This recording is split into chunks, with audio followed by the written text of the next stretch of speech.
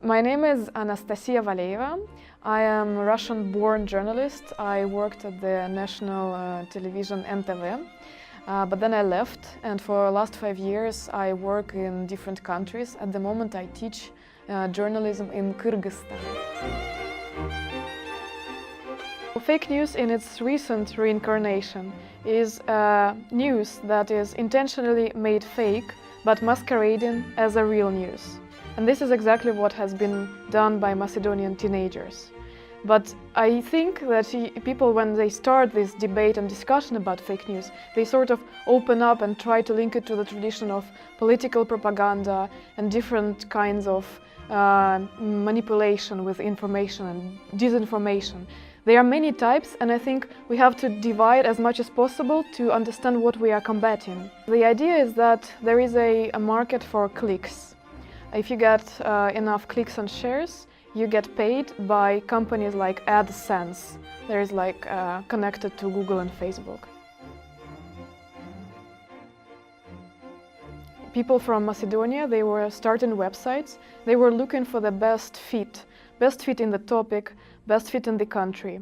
So first of all, they opened just a website, general website with news. Didn't bring them much money.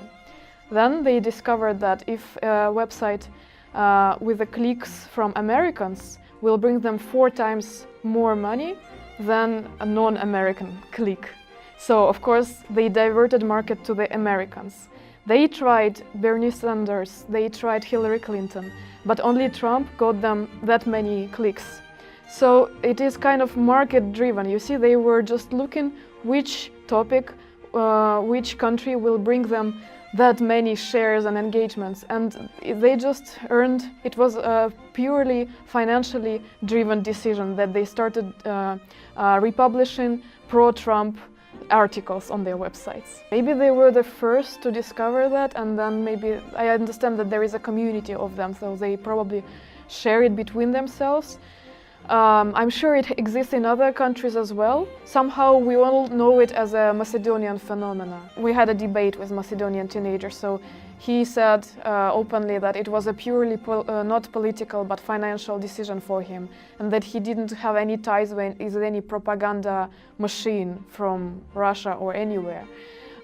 We have to understand this phenomenon as a market phenomenon, because there are other parts of Trump being brought to power, like there are trolls who get paid, and that was politically driven. But fake news from Macedonia is not a political thing.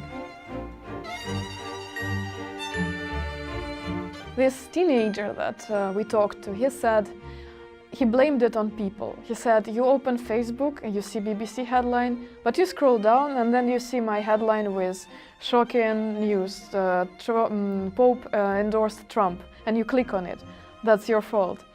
I think they found a really good bet, attaching words like shocking to headlines, finding the most weird news on pro-conservative like Trump websites, republishing it.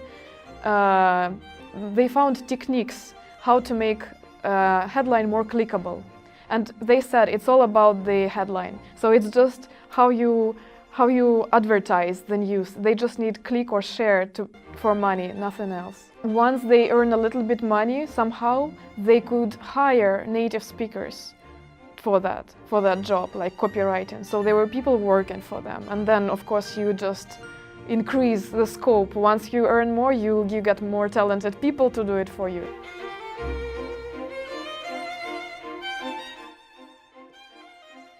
This small part of fake news is just a distraction, it's just a hype.